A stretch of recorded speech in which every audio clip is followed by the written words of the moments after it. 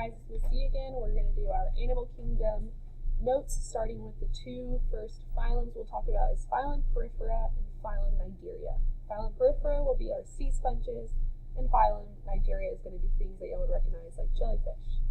On the slide, we got to talk about in class some of our favorite animals and animals that y'all see on this slide. We saw my favorite animal, the sloth, the Australian giant earthworm that grows up to 3 meters long, a conch, which actually is a snail-like animal that secretes this shell. This is a rhinoceros beetle, a sunflower sea star, a sea sponge, a koala, and a Portuguese man-o-war. We will talk about them later. Don't touch them. The first thing to understand is what the characteristics of all animals are.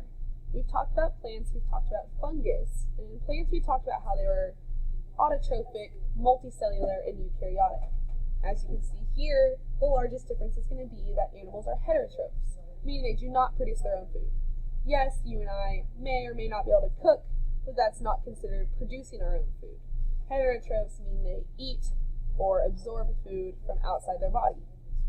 Multicellular allows for specialization of cells, meaning one cell could be a brain cell, another cell could be a liver cell, and some cells could be our skin cells. Eukaryotic means we are much more complex than our prokaryotic brothers, and we are the only kingdom in the world that has no members that have cell walls. Animals are believed to have evolved from heterotrophic protists. We talked about animal-like protists like euglenias or parameciums. Most of these are marine. Phylum Porifera. Phylum Porifera are going to be our sea sponges. Here you can see they come in lots of colors, shapes, and sizes, and you may have seen some of these sponges in a beach gift shop. What you're actually holding when you hold one of these sea sponges is the skeletal remains, not the actual tissues. Phylum Porifera are the most simple of all animals, and we consider them barely animals because they have no true tissues. In the early embryology lesson, we talked about triploblastic and diploblastic, and in fact, these sponges are neither. They have no true tissues, they're just a lump of cells that intake food. Sessile adults means that when they're in a fully grown sponge, they attach to a surface, most likely a rock or a coral reef, and they don't move for the rest of their lifespan. They're extremely porous, meaning they are full of holes, allowing for filter feeding, meaning water is able to flow through them, and cells with flagella on the end are able to catch small particles of food. These animals are asymmetrical, meaning no body symmetry.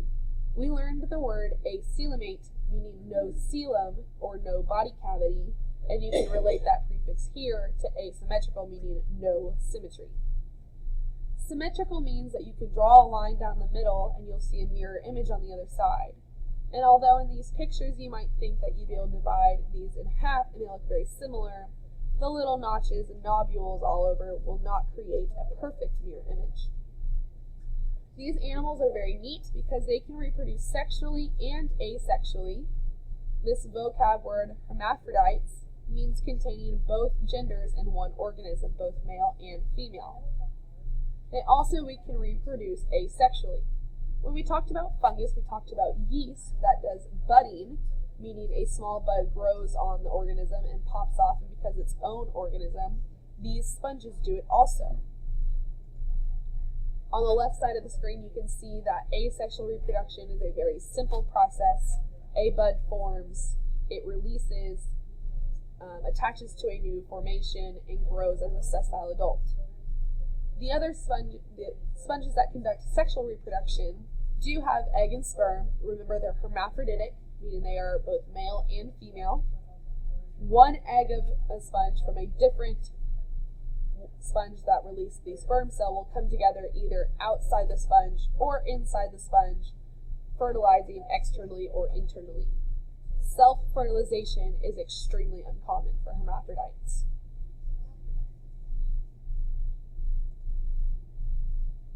Here's a diagram of the makeup of a sponge. You can see here that we have these pores that allow water to move through.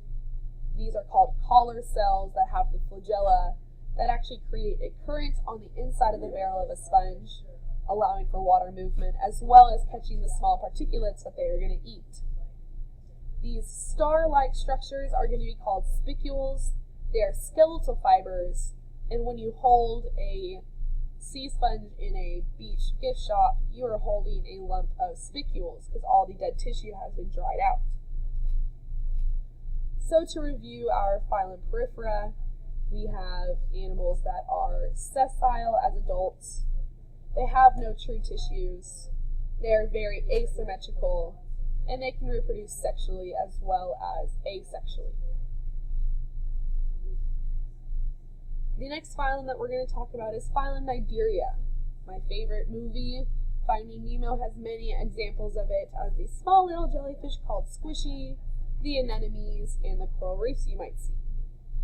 These animals are extremely different than their sponge ancestors, but they do have new unique features setting them apart. What I want you to see as we move through the phylums is the pattern of increasing complexity and the unique features that separate the phylums from each other. Phylum Cnidaria has two very different characteristics than sponges, the first being that they do have true tissues. They are diploblastic, meaning they have two tissue layers, di being the prefix meaning two, and those two layers are going to be an epidermis, or the ectoderm, the most outer layer, and a gastrodermis, being the endodermis, the most inner layer. Gastro is a prefix meaning stomach or gut, and it is here in blue, and then the epidermis or ectodermis is shown in red. These animals also exhibit radial symmetry, whereas the sponges showed no symmetry or were asymmetrical. Radial symmetry means that when you draw any line through this diameter, you can create a mirror image on the other side. Think of a bicycle wheel. The other characteristic shown in Phylum Cnidaria is going to be the two body forms. One is going to be called a medusa, and you would recognize this like the jellyfish, and the polyp, which is similar to a sea anemone or coral. These cnidarians also conduct two types of reproduction, asexual and sexual. The asexual stage is going to be conducted during the polyp stage, where they are sessile like sponges. They actually create buds like a tear on a wedding cake, and they pop off and create a free-swimming medusa, which would be the sexual stage. These animals do not have brains, but unlike sponges, they do have a nervous system. We consider it a nervous net because all of the nerves are evenly distributed throughout the animal, and they have specific nerves that are going to be used that you have felt as a stinging sensation if you've been stung by a jellyfish before. So again, you have a medusa and you have a polyp, and if you look at the orientation of the two, it seems that the tentacles are pointing up and the tentacles are pointing down on either one. Now, those nerves that I talked about are not a brain, but a nerve net, evenly distributed throughout the animal. These nerves, specialized, called cnidocytes, contain nematocysts, are used for stinging prey and defending against predators. As you can see in the diagram here, when a tentacle is touched, it fires a nematocyst out of the cnidocyte. It's said to be shot out at the speed of a rifle bullet, and it injects a poison or toxin into the predator or prey they are attacking.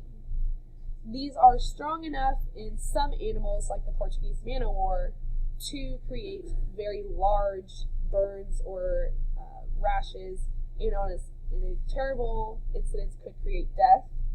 These animals are a dark purple, a dark blue. You might see them on the beach in Galveston, and even when they are dead, they are still dangerous. These animals are not filter feeders like sponges, but they do actually conduct ingestion, which means they eat, and in order to do so, they need some sort of digestive system, and in their case, it's a gastrovascular cavity, also known as a GVC. In this example of a hydra over here, which is a polyp form, meaning it is sessile and the tentacles are facing upwards, you can see this cavity here that food goes in and waste comes out. There is only one opening, and it's basically a U-turn. Food goes in, waste comes out. Something you may not realize is that coral is actually a living animal. It is a huge colony of polyp cnidarians that have a symbiotic relationship with algae to create their colors. It takes thousands of years for a reef to form, and these are extremely easily damaged because of the pH of the water, the temperature of the water, physical damage by boats or people, and many other things. It's unfortunate that a quarter of all our reefs are considered damaged beyond repair. So to review Phylum Cnidaria, you have two body forms, the medusa and polyp. The polyp is very much like a sponge in that it is sessile. These guys have radial symmetry along an axis, making mirror images over any diameter. They have no brain, but they do have nerves. Those nerve cells are called cnidocytes containing nematocysts, which are used for stinging prey and predators. And for digestive purposes, they have a GVC, which is only one opening. Food goes in, waste comes out.